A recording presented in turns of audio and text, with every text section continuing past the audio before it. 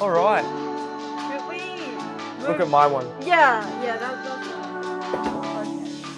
The U-2R Dragon Lady. Oh. What can you tell me about this, Kawa? Oh my god, it looks very, very special because it's all black, and from the box art, I assume it's like a space. Is it up to space? Like right at the edge of the Earth. Yeah. Oh, it is. Yeah. It flies above it flies very, very high. Ah. Yeah, it does just fly insanely high. Same as the SR-71. This was designed as a spy plane during the Cold War to take photos of the Soviet Union. Oh, nice. And then also Taiwan bought them to spy on China. Yeah. So Taiwan used these. Yeah. And they were effectively retired in the 2000s. 2000. But they're such a good plane that they bought them back. They unretired this aircraft and they're back in use. That's actually They map weather in America and they probably still do spy missions. I don't. You know, Who I have am no I idea. to say? I have no proof, so you're dead. Don't come at me. But yeah, you get 3 schemes in the box. It has an iconic black shape. The early ones were silver, I believe. The very early one. Yeah, like the A models. Oh, okay. But yeah, let's have a look at this. They updated it with some electronic systems. That's why it has the big hump on the top. And then it has these external fuel tanks as well. Yeah. So it has larger fuel tanks. They effectively got a F-104 starfighter, which had wings about that big. And then they just put huge wings on it. And yeah, it doesn't have an afterburner. Yeah. But it could... And I think the difference between stalling and then overspeeding was something like 10 kilometers an hour at this altitude. So if you went too fast, your wings would rip off. If you went too slow, you'd fall out of the sky because the air is so thin up in the atmosphere. Yeah, so let's have a look in the box, shall we? Yeah. I think, they're not pre-printed. Okay. They're not what? I thought it's like pre-molded in black. No. The one I'm building the U-2C. Yeah. The one that Glenn Powell. No, I don't know. That he's an actor. Yeah.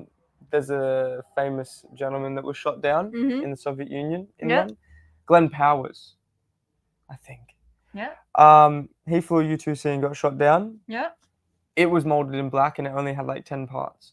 I've scratch built all the cockpit and the wheelbase and stuff, but I would much rather build this now. Yeah. Because this came out just a little bit after I did mine. So you have your fuselage, you've got those big fuel tanks, you've got some smaller parts there, the big hump on the back, your tail section. Yeah.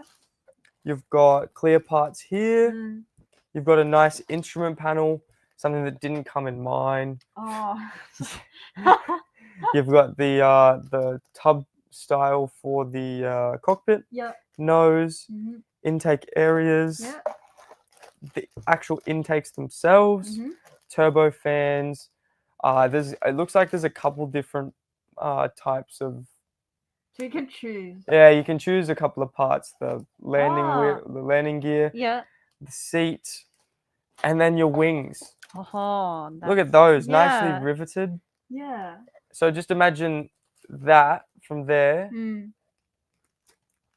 That's how wide your plane is. Oh my god. Yeah. That's huge. Massive. Like this. Damn. It's gonna be like that wide. 2 times bigger than the box. Yeah, 2 times bigger than the box. That's exactly right. You get photo etch seat belts. So they also and some sensors, some mirrors. Yeah. You've got your decals here with one sheet. And here we have the instructions. That's very nice. Color diagram. So this is it here. 3 different schemes? Yep, 3 different schemes. This is number 1, the Dragon Lady. Yeah. And then this is number 2 and number 3 here of different groups to operate this aircraft. Yeah.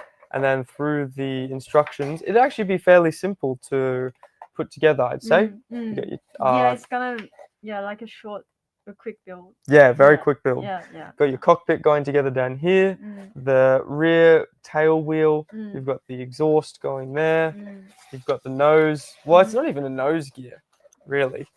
You've got the intake with the turbo fan there, putting the fuselage together, putting the wheel bay doors on, all of the sensors down here. Yeah. Very important. Ah. Yeah, very, very important.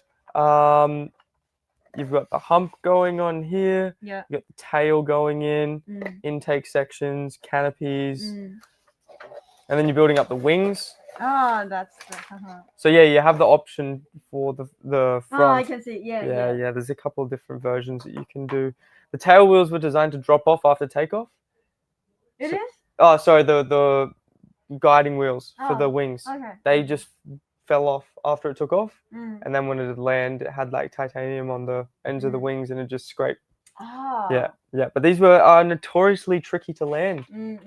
They have like a car following them because they can't see. They have very limited visibility in the big suits. That's true. Yeah. And then that's it. The wings going in all together. And this is a really nice 48 scale model of the U-2. For a lot of time, we had to suffer with the testers kit, which is why I've gone way too far into doing, suffering with that, scratch building everything. But now this is on the market. You've got something that's virtually ready to go. I mean, AFV Club, they have one already. Yeah. That came out a bit earlier, but they don't have the later model, the R, which is the one that was entered back into service. This one's still the best choice. Still the best choice. Okay. Yeah. Cool. Nice. No worries.